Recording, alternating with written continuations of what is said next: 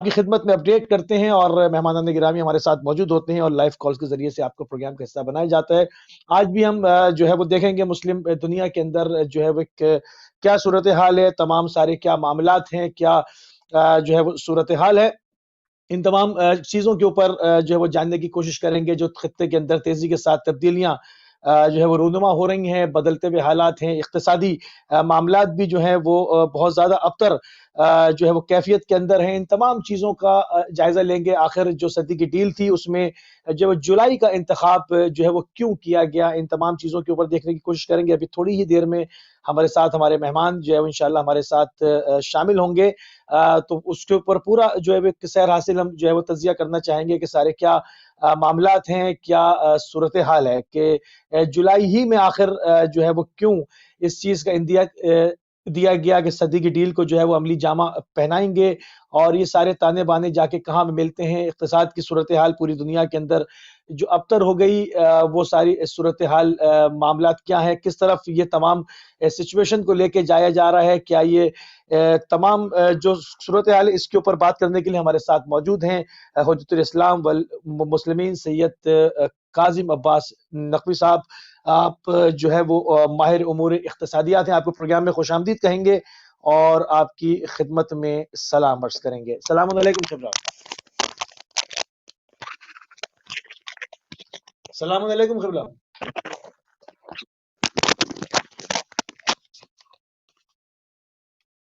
सलाम अलैकुम।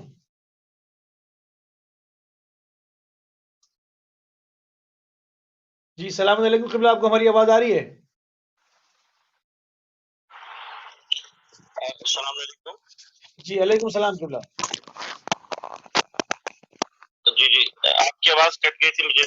जी, जी क़िबला, आपको प्रोग्राम में खुशामदीद कहेंगे और क़िबला बिला फ़ासिला जो है बहुत प्रोग्राम शुक्रिया। का जी, बिला फ़ासिला प्रोग्राम का आगाज़ करना चाहेंगे कि कोविड-19 के बाद दुनिया के ऊपर जो इक़्तिसादी और माशी एक बहरान आया है, वो आप उसमें क्या तब्दीलियाँ होती हुई देख रहे हैं? क्या तब्दीलियाँ ईजाद हो रही हैं तेज़ी के साथ? क्योंकि कोविड-19 से बड़ी-बड़ी जो इक़्तिसाद थी पूरी दुनिया की वो लर्ज़ा-बंदाम हो गई हैं।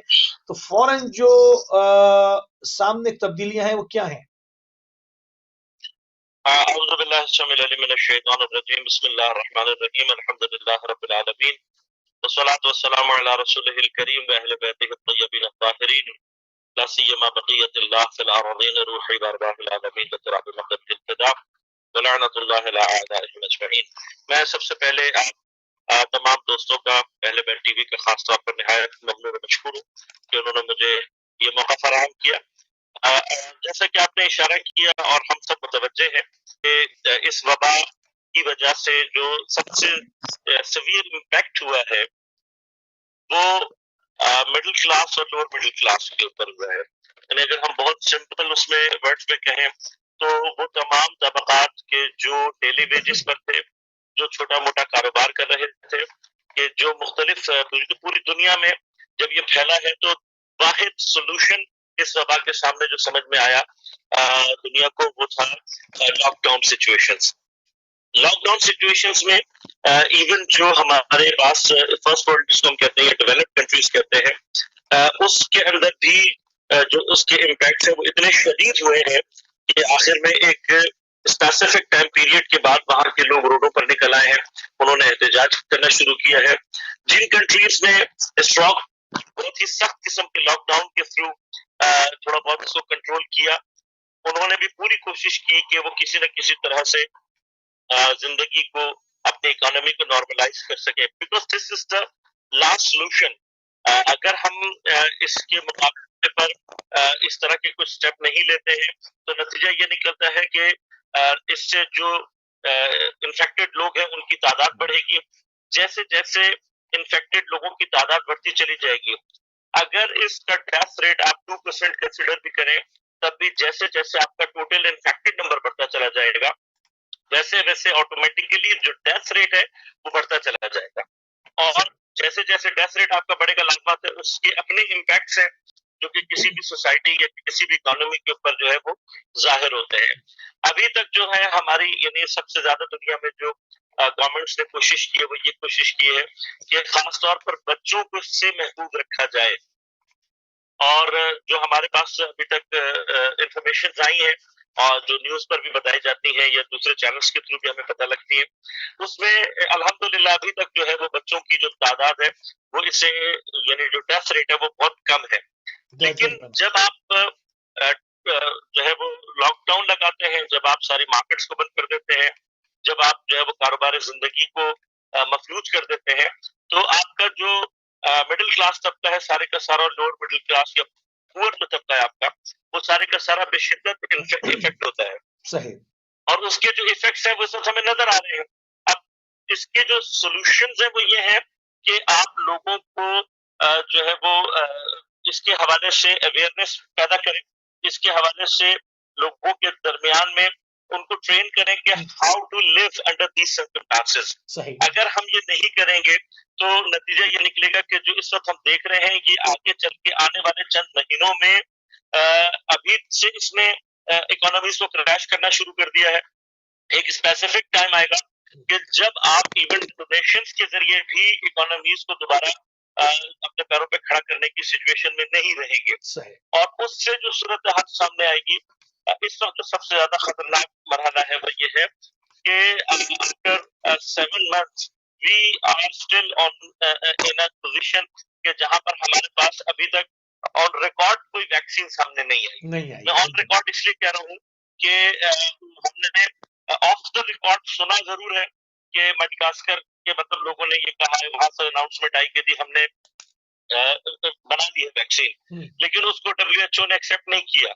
अब आलमी सियासत क्या है और किस रुख पर जा रही है, this is an other discussion. अच्छा, इसको थोड़ा सा किबला, इसको थोड़ा सा एक और जहत के साथ खोलते हैं ताकि थोड़े से इसके ताने बाने और भी निकल के आए। आया ये खाली परवरदिगार की तरफ से है, एक सानिया था, एक बला थी, एक वबा थी। इससे पहले भी वबाएं पूरी दुनिया में नाजिल होती रही हैं। हमें इंसानी तारीख इंसानिया इस चीज की तरफ मुतवज्जह करती है।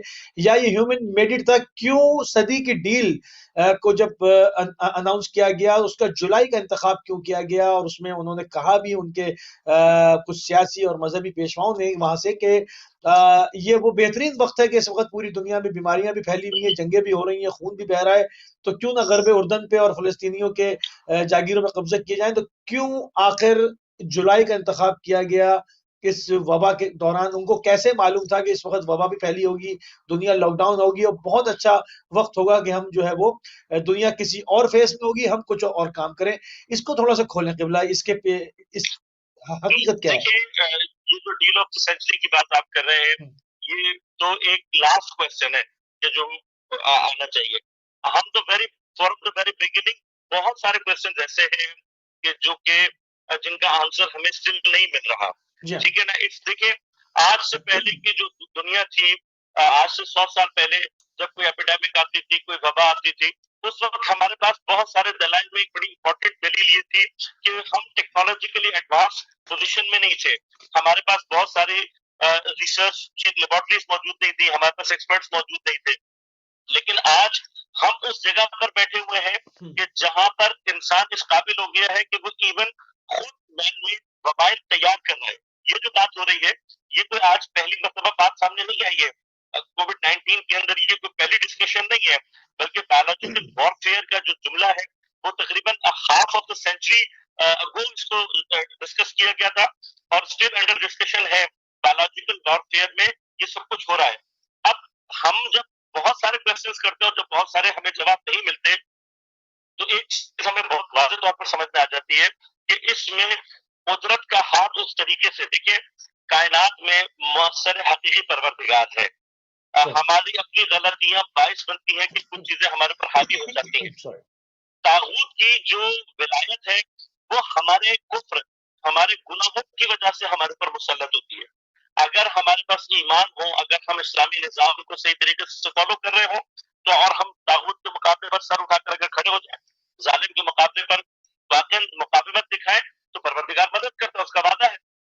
लेकिन हम जिस रुख पर जा रहे हैं, हमारे यहाँ बेईमानी और कुफ्र और इससे रिलेटेड जो चीजें वो इतनी ज्यादा शदीद हो चुकी है कि अब तागूत हमारे ऊपर पूरी तरह से काबिज है। इतना काबिज है कि अब वो हमारी आंखों में उंगलियां मारकर, जिसे कहते हैं ना, चीजों को अपने तौर पर वो जो है वो दिखा रहा है। यानी मैं बहुत सारी जगहों पर ये बात कह चुका हूँ और यहाँ पर भी कहना चाहूंगा कि मैं कभी कभार कंपैरिजन करता हूँ कि एक जमाना नमरूद और फिरौन का हुआ करता था, जब एक एंटिटी, एक बादशाह, एक एम्परर जो है वो आकर जो है वो कहता था कि जी अनल हक या अना रब्बुकुमुल आला, ठीक है। उस वक्त हम ये कह सकते थे कि लोगों में जहालत थी, लोगों में गुर्बत थी, और बहुत सारे दलाइल हम पेश करने के बाद ये कह सकते थे कि हाँ, समझ में आता था कि एक शख्स की जो है वो फिरौनियत को लोग कबूल कर लेते थे, नमरूदियत को लोग कबूल कर लेते थे।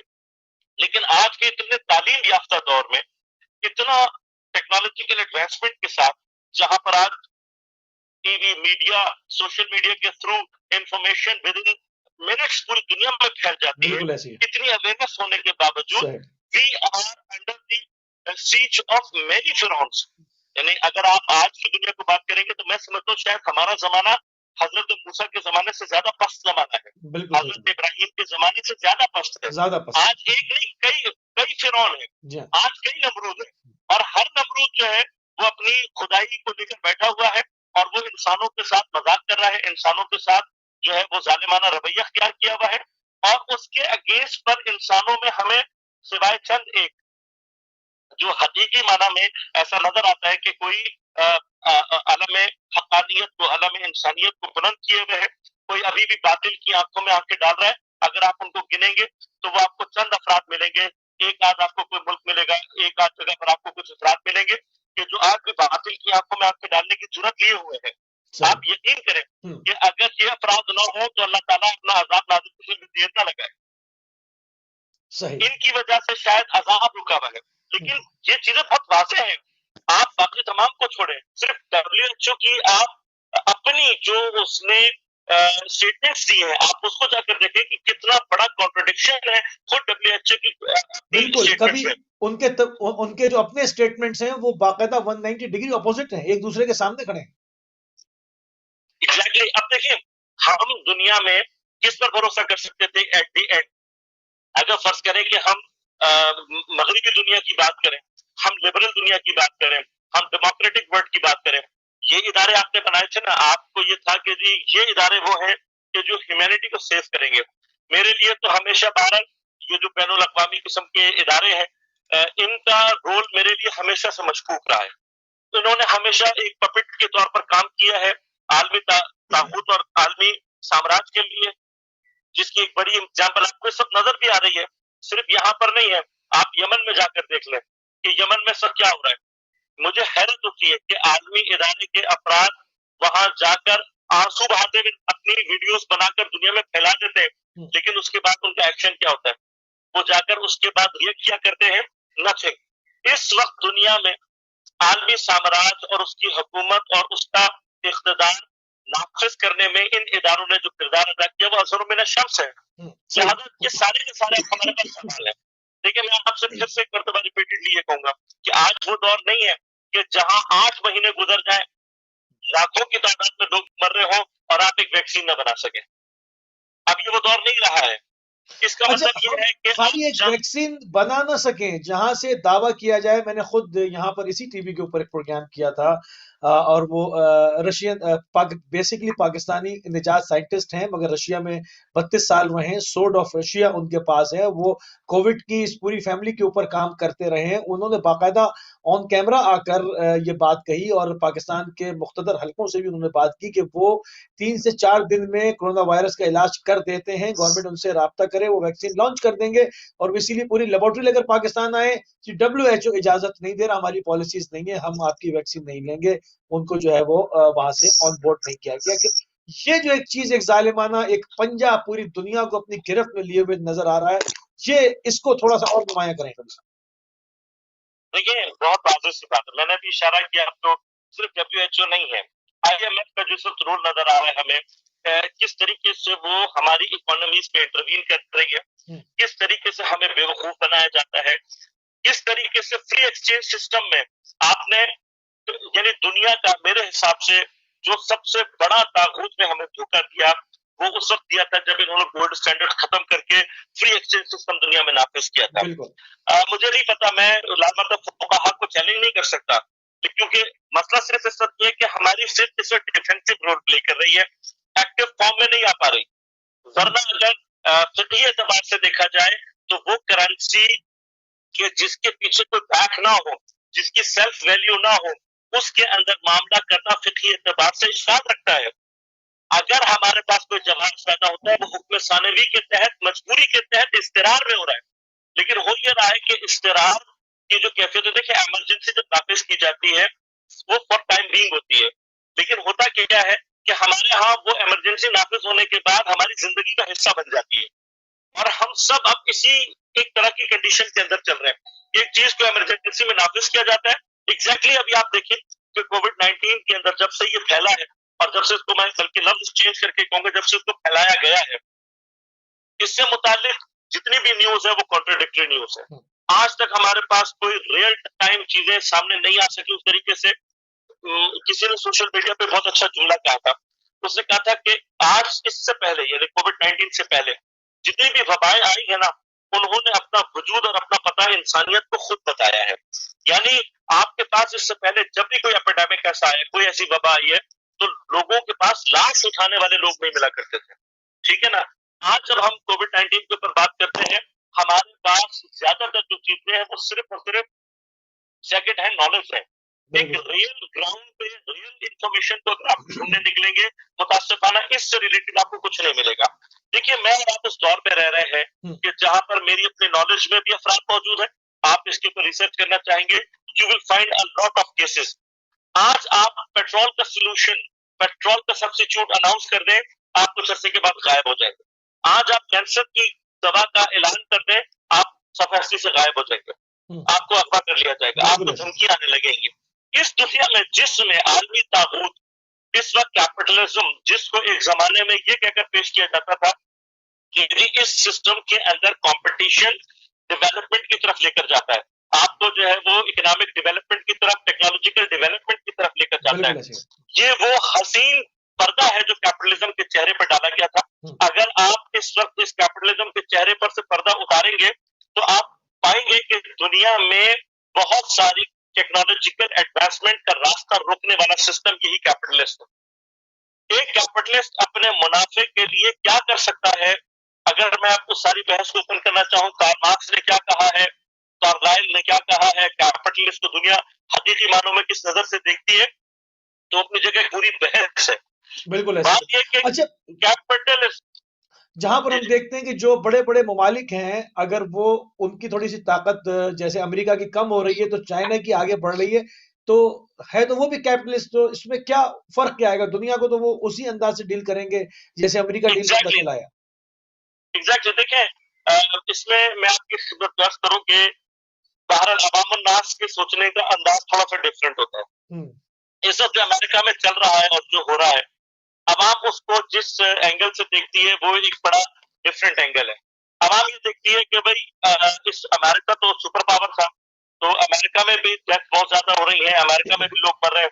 अमेरिका में जो कुछ हो रहा था, ब्लैक रशिज्म का एक झलक सिर्फ हमने कोविड-19 के दौरान देखी और उसके आसार हमने देखे और उसके नताइज हमने देखे। इवन मेरे पास अभी तक आप भी नेट पे तलाश करेंगे, बेतहाशा आपको वीडियोस मिल जाएंगी जिसमें वहां के सियाफाम अफराद ने बेशिद्दत इस बात का इजहार किया कि इस कोविड-19 के पर्दे के नीचे वहां पर ब्लैक लोगों को बेशिद्दत निशाना बनाया गया और उनको बड़ी तेजी के साथ मारा गया। कुछ चीजों को हमें समझने की जरूरत है। आज से कुछ साल पहले ये तज्जिया कर लिया गया था कि जो आपका जायनिस्ट और जो आपका आलमी साम्राज्य निजाम है वो अपना पिवट जो है वो वेस्ट से चेंज करके ईस्ट में लेकर आना चाहता है, और जब वो ये पिवटल चेंज करेगा तो अमेरिका से वो पिवटल चेंज होकर आएगा चाइना में। ये बात आज से तकरीबन 5 या 6 साल पहले मेरी इंफॉर्मेशन में आ चुकी थी कि इकोनॉमिकली आपका जो ये सबसे बड़ा कैपिटलिस्ट बुनियादी जो तबका है जो पूरी दुनिया को साथ अपने पंजों में लिए, वो जो 12-13 बुनियादी यहूदी खानदान है, ज़ायनिस्ट खानदान है, जिन्होंने पूरी दुनिया को अपने पंजों में लिया हुआ है, इनका ये पिवटल चेंज आज से 5 या 6 साल पहले जिसे कहना चाहिए आविष्कार हो चुका था। इनकी मूवमेंट टुवर्ड चाइना, देखिए चाइना के बारे में मैं आपको अच्छा, एक चीज और भी इसमें शामिल करें क्या, जिन्होंने अपने पंजों में लिया हुआ है वो सारे खानदान क्या अभी अमेरिका को इस्तेमाल कर कर अब इनका अगला हदफ चाइना है, अब ये चाइना की तरफ झुकाव है इनका। देखिए बिल्कुल एग्जैक्टली ऐसे ही है। हाँ, हम इसको ना दो दो तरीकों से इसको हम देख सकते हैं।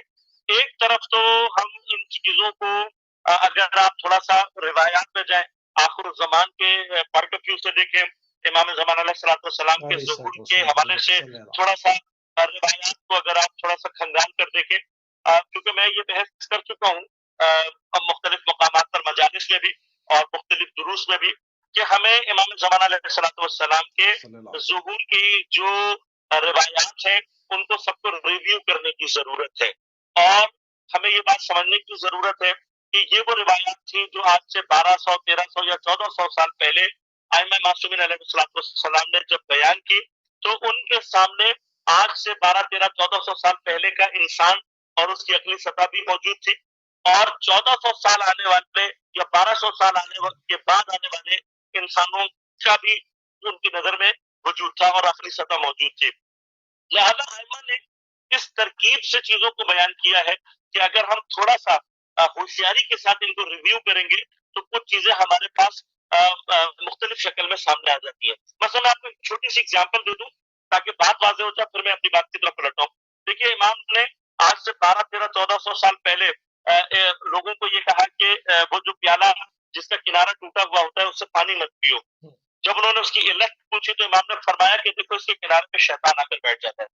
देखिए, आज अगर मैं और आप इसी रिवायत को रिव्यू करना चाहें तो उस शैतान का जो लफ्ज है, क्योंकि मुझे और आपको बहुत अच्छी तरह पता है कि ये जो क्रैक पॉइंट है इसके ऊपर जरासीम आकर बैठ जाते हैं, इसके ऊपर वो बैक्टीरिया आके बैठ जाते हैं जो इवन हार्ड वॉश से भी बाहर नहीं निकलते। अब बात है, अगर हम उस पॉइंट से पानी पिएंगे, वो जरासीम या बैक्टीरिया अगर हमारे बदन में चले जाएंगे तो हमें बीमार कर देंगे। This is very clear. अच्छा, आज से अगर 1400 साल पहले वाले को इमाम ये कहते कि इसके ऊपर जरासीम या बैक्टीरिया आकर बैठ जाएंगे, तो यू नो लोग नहीं जमाने समझते, के लोग पहले वोकैबुलरी नहीं थी, वोकैबुलरी नहीं थी ना ये। अच्छा, वोकैबुलरी के अलावा भी यानी इमाम उनको ये समझाते कि कोई ऐसी मखलूक जो बहुत छोटी होती है, आंखों से नजर नहीं आती, वो बैठ जाती है, तब भी लोग ये कहते हैं ना कि हम तो पहले कहते थे ये दीवाने, हम तो पहले कहते थे ये मजनून है, ये अजीब-गरीब बातें करते हैं, उनके ऊपर तो पहले ये तोहमत लग रही थी। तो बात है कि वहां के लोग उस जमाने में नहीं समझते। इमाम ने लफ्ज इस्तेमाल किया शैतान। अच्छा, उस जमाने के लोगों को सिर्फ इतना समझ में आ गया कि एक नाजीरा मखलूक यहाँ बैठ जाती है जो हमारे पेट में जा सकती है, हमें बीमार कर सकती है। अगर आज मैं आकर 1400 साल पहले के बाद 1400 साल पहले वाली शख्स की तरह से ही सोचने लगूं तो कसूर इमाम का तो नहीं है ना। इमाम ने तो लफ्ज इस्तेमाल किया। अब मुझे छोटा सा काम करना है, मुझे एक दफा दोबारा डिक्शनरी को कंसल्ट करने की जरूरत और ये देखने की जरूरत है कि इसका लिंग्विस्टिक मीनिंग क्या है शैतान के लफ्ज का, यानी इसका लुग़वी माना है, लुगत में किस माना में इस्तेमाल हुआ है। अगर लुगत में शैतान का लफ्ज फसाद बचाने वाली मखलूक के माने में इस्तेमाल होता है तो ये आज जरासीम के ऊपर भी तदबीर करता है, और अगर उसके ऊपर तस्वीर करता है तो इमाम ने जो बात कही थी, हमें सिर्फ लफ्ज शैतान का सही मिज़दाक तलाश करना था, इमाम की बात हमें समझ में आ जाएगी। बस बिल्कुल सही। आज हमने लफ्ज शैतान को नए पैराए में जब देखा तो हमें बात समझ में आ गई। अब एग्जैक्टली हमें दज्जाल को नए पैराए में देखना है, सुफियानी को हमने नए पैराए में देखना है, हमने याजूज माजूज को नए पैराए में देखना है। अगर मैं इन तमाम, ये तीन दुश्मन है, ये याद रखिएगा, आखिर ज़मान में तीन दुश्मन है, दज्जाल और सुफियानी और याजूज माजूज। अब मैं इनका थोड़ा सा मुख्तसर सा तारुफ करा दूं तो क्योंकि इसी से मैंने नतीजा निकालना है।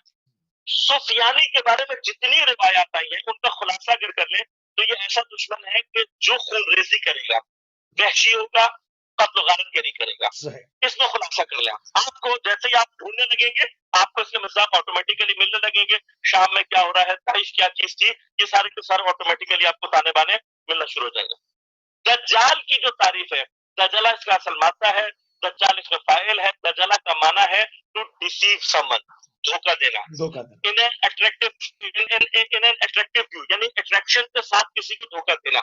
अब आप इसको जैसे ही मुबालगे में लेके जाएंगे तो हो जाएगा कि deceitful thing with a very attractive manner,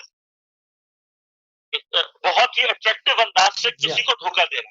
अब जब आप इसको थोड़ा सा सॉल्व करेंगे तो डिजिटल वीडियो ऑटोमेटिकली इस क्वांटिटी यानी जो ये जो कैफियत है इसके साथ आपके सामने आ जाएगा। सुभान अल्लाह, बहुत जब आप याजूज माजूज पर जाएंगे तो याजूज माजूज के बारे में कुरान ने जहां कहीं पर भी कहा, उनको कहा फसाद फैला किस चीज को कुरान ने खास तौर पर एम्फसाइज किया, दैट इज द इकोनॉमी।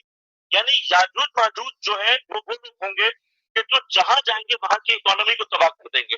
देखिए, मैं इस चैनल से पूरी दुनिया के लोगों को, इवन पाकिस्तान के व्यूअर्स को भी ये पैगाम देना चाहता हूँ, अगर पाकिस्तानी हुकूमत का कोई बंदा सुन रहा है तो उसको भी ये पैगाम देना चाहता हूँ। चाइना को जितना इसका मासूम फेस आपको नजर आ रहा है, इतना मासूम अगर आपने समझा तो ये वो ड्रैगन है जो पाकिस्तान, जिसके सामने इकोनॉमिकली बकरी है सिर्फ, वो एक ड्रैगन है, हम बकरी है। अगर हमने इसके मासूम फेस से धोखा खा लिया तो ये बकरी हमें भी निगल जाएगी। Please have a look on Sri Lanka, please have a look on other countries कि जहां पर चाइना ने पूरी पूरी इकोनॉमीज को अपने पंजों में हड़प कर गया, खत्म कर दिया उसने, ठीक है ना। और लाजिम बात है, आपको जिस तरह मूव कर रहा है वो हमें सबको वादे तो, और जहां चाइना ने पाँव रखा है दुनिया में वहां पर उसने इकोनॉमिकली लोगों को तबाह कर दिया। अच्छा, यहाँ पर एक सेकंड को क़िबला, अगर यहाँ पर आप तवफ़्फ़ुक़ फरमाएं तो एक सवाल मैं यहाँ पर इसके ज़िम्न में और करूं। बहुत उम्दा जगह पर आप प्रोग्राम को लेकर आ गए। हाइफा की पोर्ट 25 साल के लिए चाइना को दी गई है। अब चाइना अपने पूरे जासूसी के आलात, अपने तमाम चीजों के साथ वहां पर मौजूद होगा। तो इसका खित्ते के अंदर आप क्या असर देखते हैं कि वहां पर एक तरफ जो है वो ईरान वर्सेस इसराइल वर्सेस सऊदिया, ये तमाम चीजें थी, मगर चाइना के वही ताल्लुकात ईरान के साथ भी हैं, सऊदिया के साथ भी हैं, अमारात के साथ भी हैं, इसराइल के साथ भी हैं। अब चाइना की मौजूदगी में इन सारे मामला को किस निगाह से देखते हैं आप? देखिए, मैं आपकी खिदमत में अर्ज कर दूं कि ईरान ने किसी के साथ भी जो मामला किए हैं वो जनरल डिप्लोमेटिक रिलेशन है, इस चीज की डील सबको इजाजत देता है। मसलन तो पैगंबर अकरम सल्लल्लाहु अलैहि वसल्लम ने इस्लाम के बदतरीन दुश्मन जो यहूद थे उनके साथ पैक्ट किए हैं। ये अलग बात है कि जब उन्होंने उस पैक्ट की मुखालिफत की तो फिर आप जंग की सूरत में सामने आए और फिर आपने उसका पैक्ट को तोड़ने का हिसाब की और अहद शिकनी की जो सजा थी उनको दी आपने। लेकिन जब तक वो आपके साथ पैक्ट में है तब तक आपके उनके डिप्लोमेटिक रिलेशन बाकी हैं, ठीक है। तो हमें इस जो डिप्लोमेटिक रिलेशन है इससे धोखे में नहीं आना चाहिए कि कोई कंट्री जो है वो डिप्लोमेटिक रिलेशन का मतलब ये है कि वो उसके साथ है या उसका साथ दे रहा है। डिप्लोमेटिक रिलेशन में जब तक वहां से अहद शिकनी नहीं होगी।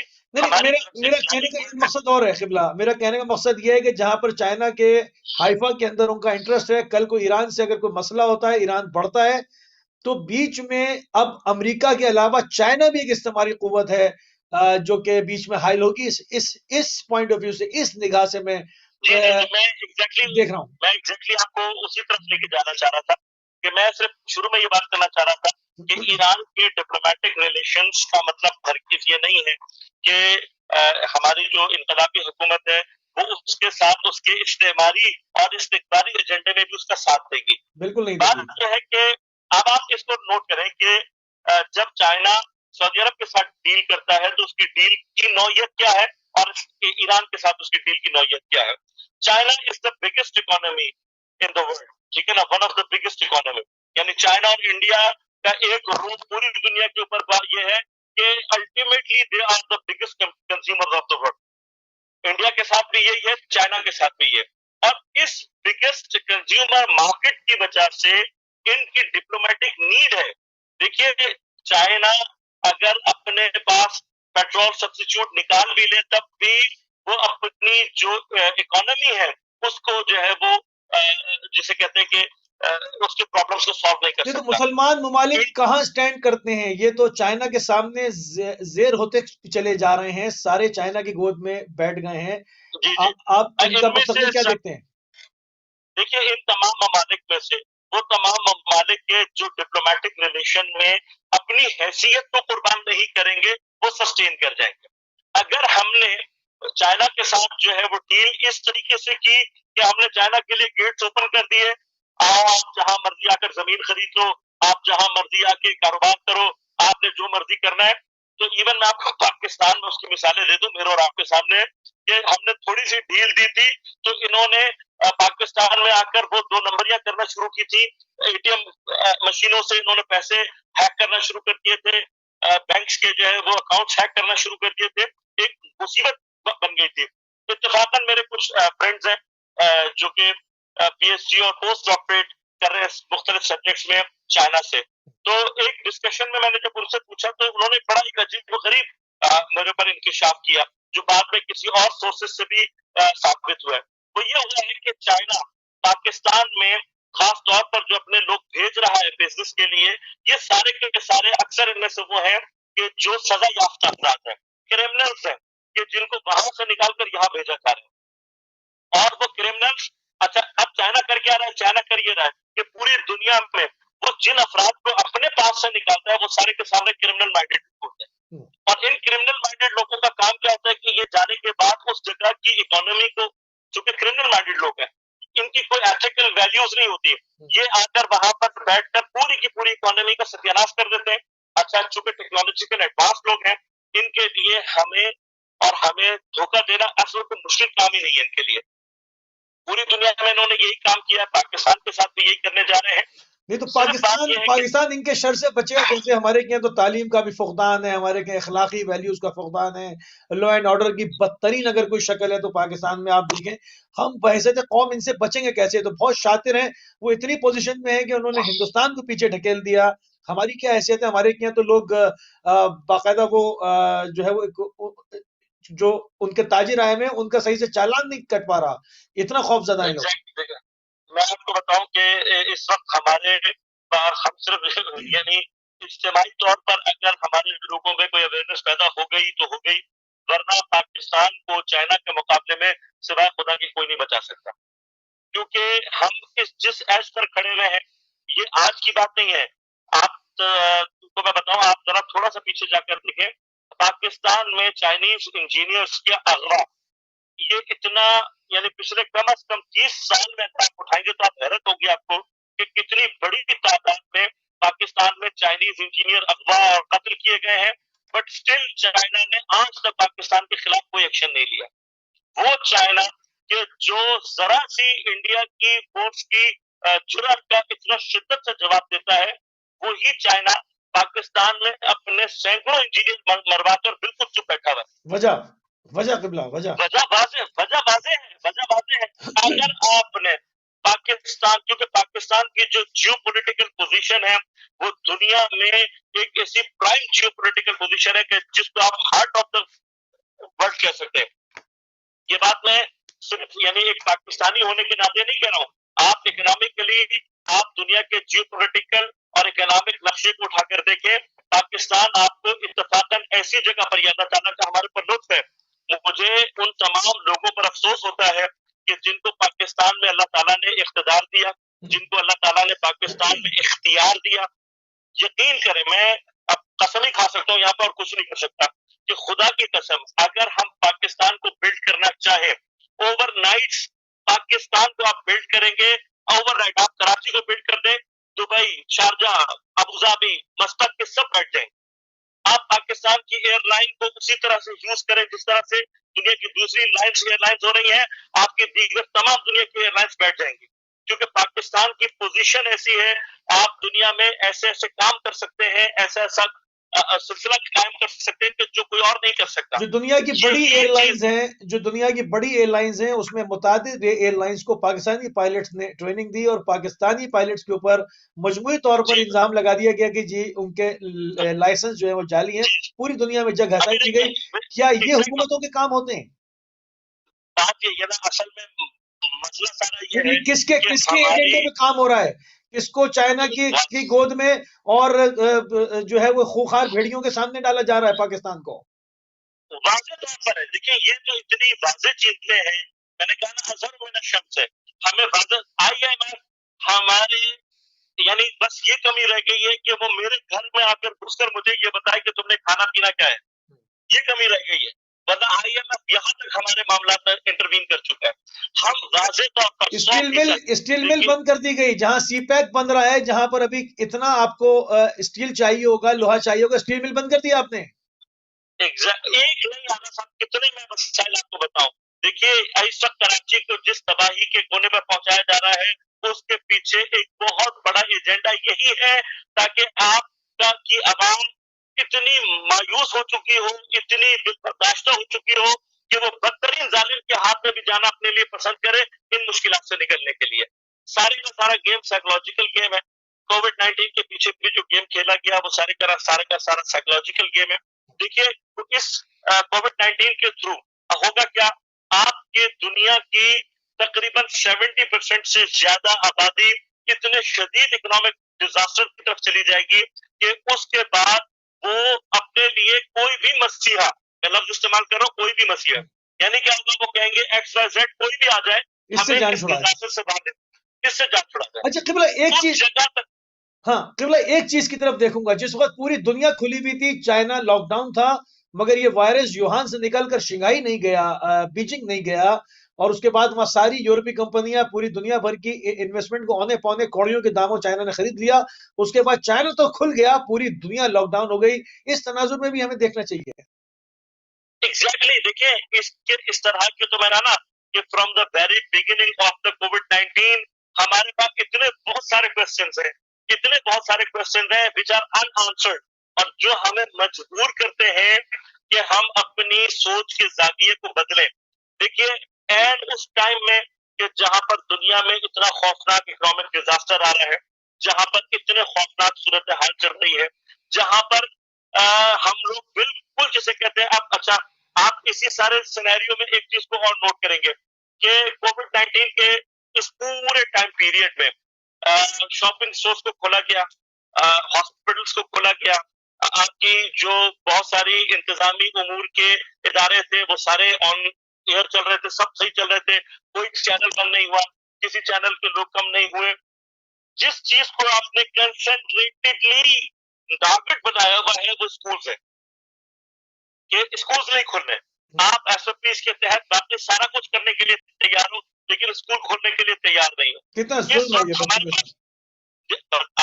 आप खुद सोचिए ना, एक पूरी नस्ल को आप तबाही और बर्बादी की तरफ लेकर जा रहे हो, लोगों के कैरियर से खेल रहे हो, लोगों को आप उस एंड पर लेकर जा रहे हो कि जहां पर एक मौजूदा जहालत में मौजूद लोगों को एक बहुत बड़ा झटका दे तो आप दूसरी तरफ से सही। इन दो चार तमाम मिनट चीजों दो का चार मकसद। मिनट रह गए किबला, इसके ऊपर तो आपके साथ अभी सैर हासिल गुफ्तगू हम करेंगे एक और प्रोग्राम में, इंशाल्लाह आपसे फिर टाइम लेंगे, क्योंकि इसके अंदर तो बहुत ज्यादा गहराई है और उसको जो है वो तश्तबाम करने की जरूरत है।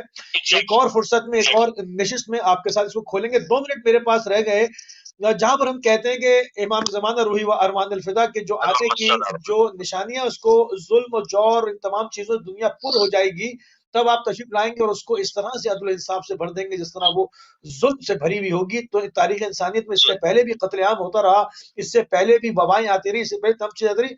शराइत क्या है, कैसे समझे कि हम इस वक्त असरे ज़हूर में जी रहे हैं या असरे ज़हूर आने वाला वक्त है, इसका अंदाजा कैसे लगाएं, क्योंकि ये वबाएं पहले भी आई, कत्लेआम पहले भी हुआ, भूख पहले भी थी। मैं कई जगह पे ये बात दोहरा चुका हूँ, मैं कई जगह ये बात दोहरा चुका हूँ।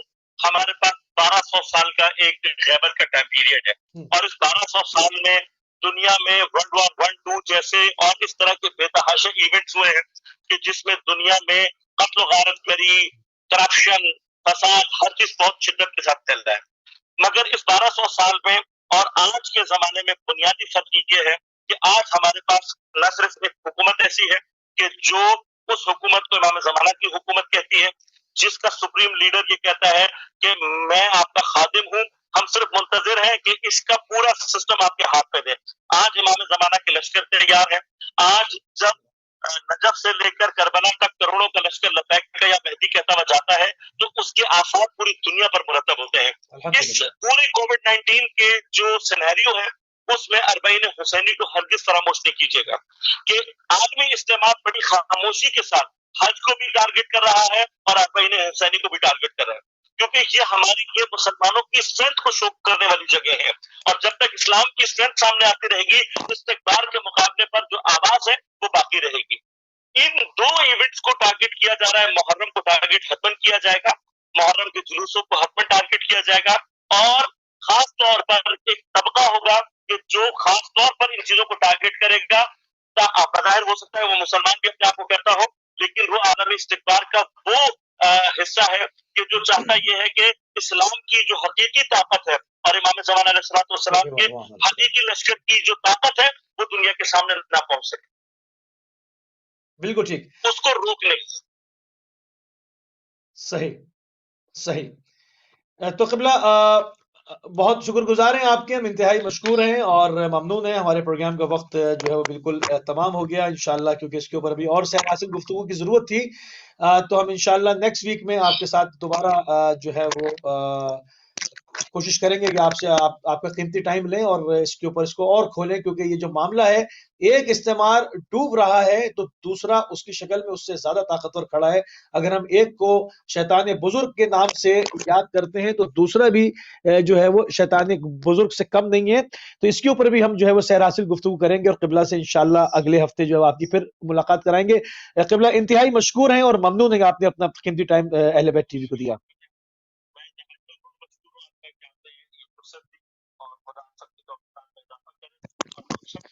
इमाम ज़माना अलैहिस्सलातु वस्सलाम के अवान और साथ में शुमार होने की तौफीक मिले।